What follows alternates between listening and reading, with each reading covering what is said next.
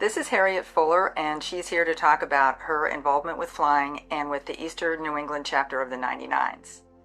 Hi, I was born in Shrewsbury and I still live here now, but that doesn't mean I haven't traveled around the world. I went to Russia one time with the 99s. Marie Christensen led a group of us over, and it was a very interesting trip. In Russia, we met Valentina Tereshkova, who was the first lady in space, and we also met one of the night witches who flew the planes. The Germans called them night witches because they flew at night and did all sorts of things against the Germans. And she was very interesting, and I had just read the book before I went, Night Witches, and it was very interesting. And we met cosmonauts, and we went out to the village where the cosmonauts have their training, and we saw a mock-up of Mir, and we had a wonderful time there. And I've been to Australia, to the convention in Australia. Carol Stites and another 99 and I from Eastern New England spent 5 weeks there. And we were with Mary O'Brien, who was from Australia. And she got all of her U.S. licenses here in Massachusetts at Bedford. And so we stayed at her apartment flat in Sydney when we got there. And she wasn't there. We opened up the flat. She was flying with another Australian who had bought a plane in the U.S., and she was flying home with him, the European route. And we did things in Australia that she told us to do because she was with the government there, doing work like the FAA, and she was an instructor. So we went out to her brother's house out in the outback, inner outback, not the real outback, but they called it the inner outback, where they had 40,000 acres or something like that each, and they had been given to them after World War II. Well, her brother owned one of them, and we flew out to his place and landed in front of his house and on his strip, and we went to opal mines and dug. He had some opal mines. He had an opal mine, and we went there and we chipped away at the vein of opal and brought some home. And we had a wonderful time. But we went to the convention in Canberra. And Mary was home by then. We'd met her in Sydney and went down to Canberra in her car. And we just had a wonderful time. We did all sorts of things. But I've been to Puerto Rico. I've been to the convention we had there, Canada, several of them. And it was at the Halifax one that I happened to have a heart attack and ended up in the hospital there.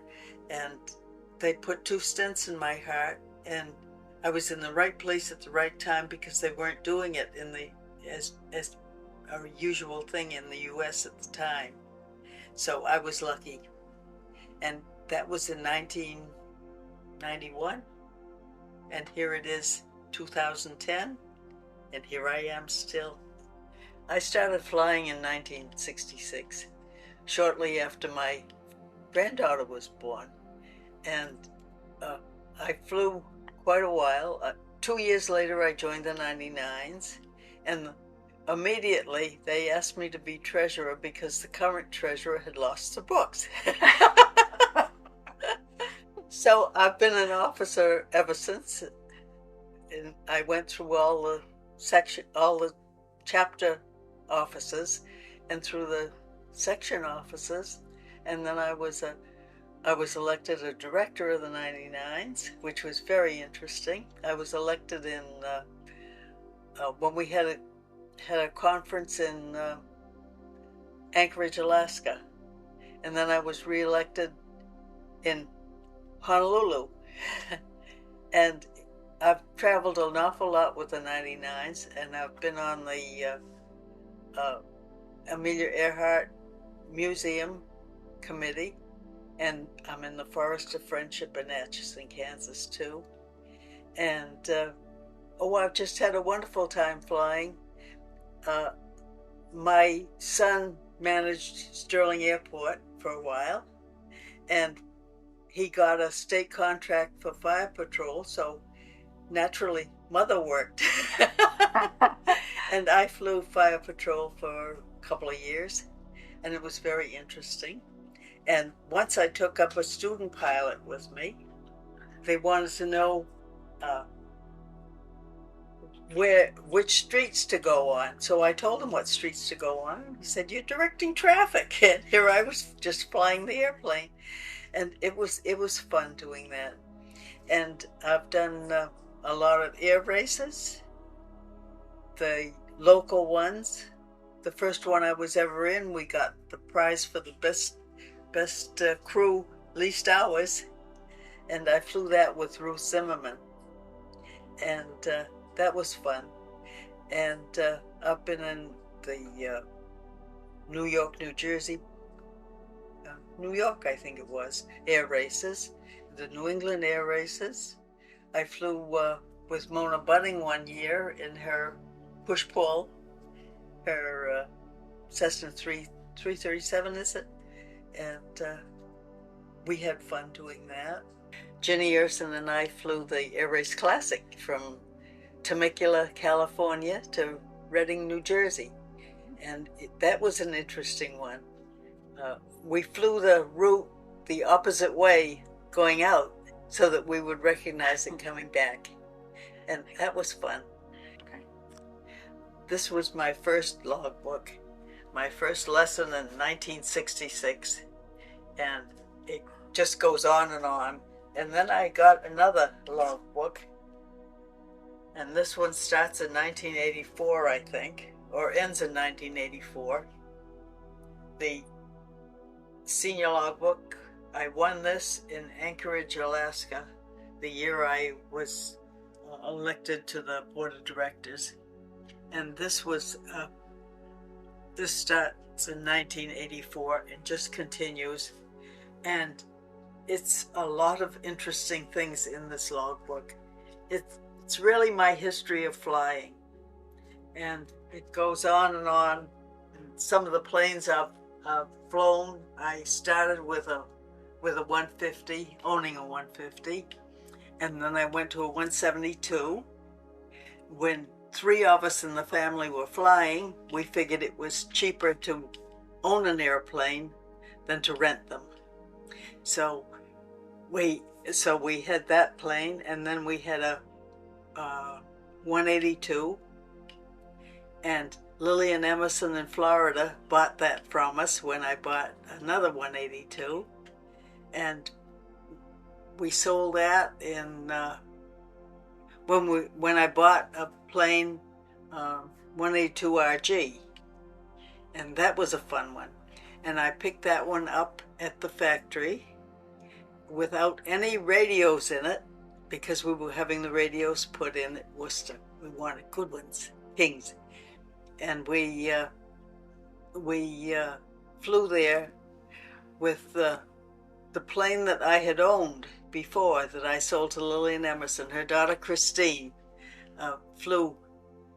We went to the convention in New York, and from there we went to Atchison, Kansas, because we took out some trees for the Forest of Friendship, and we delivered them to Fagulous Wells. And then we went to all the ceremonies they had in Atchison, and then we went on to Wichita and picked up the plane. And Carol Stites and I flew it back, and without radios. And Carol's was a marvelous navigator. And we stayed at my daughter's in Beaver Creek, Ohio. and that was our first stop. And then we were stuck by weather there for a while. So, because without any equipment in the plane, we had to fly VFR. So we just had a portable radio with us, and we flew back home with that. And that was a great adventure.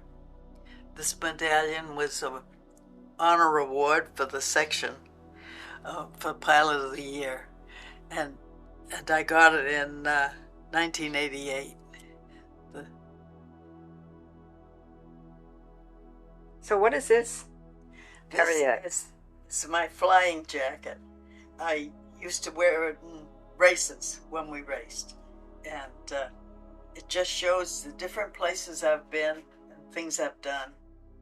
And it's just a fun jacket with all places: Ketchikan, Alaska, Northwest Section, Connecticut. We always flew down there on some of our BFOs, Bone Steel Fuller outings. We used to have Virginia Bone Steel and I decided we wanted to go places on Wednesdays, and we arranged during the summer a regular schedule of places to fly, and anybody could join us.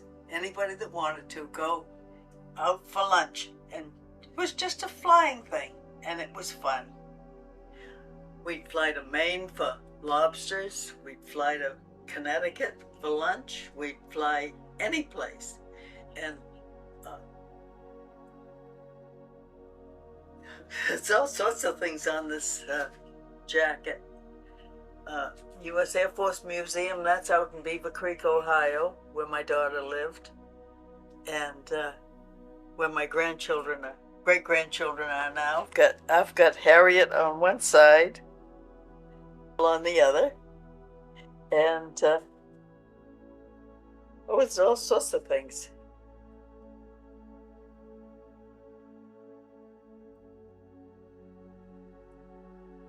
So, Harriet, what's the story with this propeller? It was given to my husband to see if it was still airworthy and could be used, but it wasn't, and so I made it into a clock. One of the interesting things that I have done is have tea with Muriel Morrissey. That's Muriel Earhart Morrissey, Amelia's sister. And I would go and have tea with her. I'd make some cookies first. And come to find out, she went to the hairdresser in the morning, so she looked good for me. I didn't think I was that impressive, but I really enjoyed visiting her. And at her house, she showed me so many interesting things. I saw the family Bible, where it says, on July 2nd, 1937, Amelia lost at sea, in her mother's handwriting. That was very fascinating. One thing we did was, Carol Stites and I went to Muriel's one day and got a desk and a table to go to the Amelia Earhart Museum in Atchison, Kansas.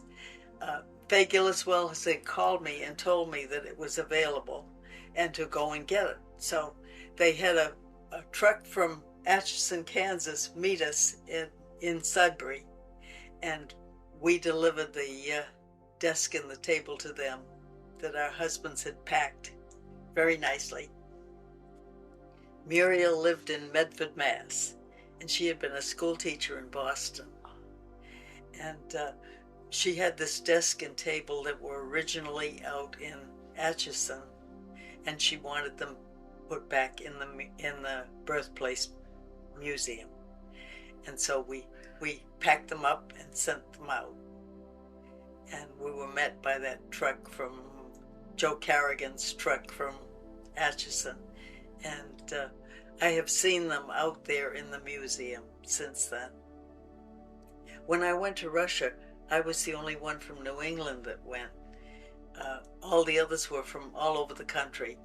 And we were led by Marie Christensen, who was I think the president of the 99s at the time. And my roommate was Jerry Jurenka from Texas. and they thought that was very interesting with her accent and my accent.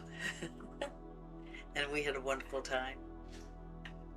When I was an international director, we had a board meeting out in Oregon at Pat Roberts' house, and then we went to Boise, Idaho, and met up with Janora Jessen, and we flew out to the river, the Middle Fork of the Salmon River. We picked it up, and we picked our rafting trip up, and we had a wonderful time. 3 days and 2 nights going down the Middle Fork of the Salmon River. And Janora Jessen was my tent mate, and Pat Roberts and Hazel Jones were in the other tent, and we had a wonderful time. And then we went to the Northwest Section meeting after that, and that's wonderful just to remember all that we did. On the raft trip, it was a friend of Janora Jessen's who was the leader of the raft trip, and the year before he had taken the Carter family down the river, and President Carter. And at one spot on the river, we stopped and climbed up on the mountainous side to see a beautiful waterfall that was up there. And I took a picture of Janora sitting on the same rock that President Carter had sat on when he was on the trip. I have friends that I have met at all sorts of conventions, and one of them is Margaret Renninger, who it was mentioned in Tom Brokaw's book. She has a whole chapter devoted to her and The Greatest Generation, and that was wonderful. And I've met all sorts of people. Nancy Bird Walton in Australia, and I would see her at so many conventions, and she was just a delightful woman. She was one of the first women pilots in Australia, and she used to fly the doctors into the outback to take care of patients out there, and she was just a delight. When I would see her, she said, "Oh, Harriet, it's so good to see you again." She would know me, and I just met so many wonderful people. When I started flying, I had one grandchild. I was a grandmother, and since then I've had 4 grandchildren, and now I have 10 great-grandchildren. 7 live next door to me, and 3 live in Ohio. And it's now 2010, and it's wonderful to have a big family. My granddaughter and her husband in Ohio have soloed, but they gave that up when they bought a house and had children. And I think my grandson soloed, but he didn't continue because he had to have a special brain thing because he'd had a brain tumor. Oh. So one of the activities I have been involved in is air marking, where we mark the airport and paint it with a name so that everybody knows how to find that they've found the right airport. And it's been a lot of fun. And we've done helipads too, and we actually got citations from the governor for one helipad we did in Boston, Mass. Okay. We've done air marking with the compass rose too, and that is done so that you know your direction north. The airport always makes sure that we have it right, because we can't be liable for that. So we don't want to be held liable for that. So they do it. They find the magnetic north for us, and then we paint it. I have my seaplane rating, and that was fun. I got that in Florida, and it was shortly after my husband had a heart attack, and he had to do some walking, and it was winter, so we went to Florida, and so he walked around the airport while I got my seaplane rating. And I've soloed in helicopters. I did that just to see if I could do it, and that was fun too. But my son had the helicopter school at the time, so the helicopters were there. So that's what I did. I joined the 99s in 1968, and I'm a life member, and I have thoroughly enjoyed everything that I have done in the 99s. And I've met so many interesting people and had fun.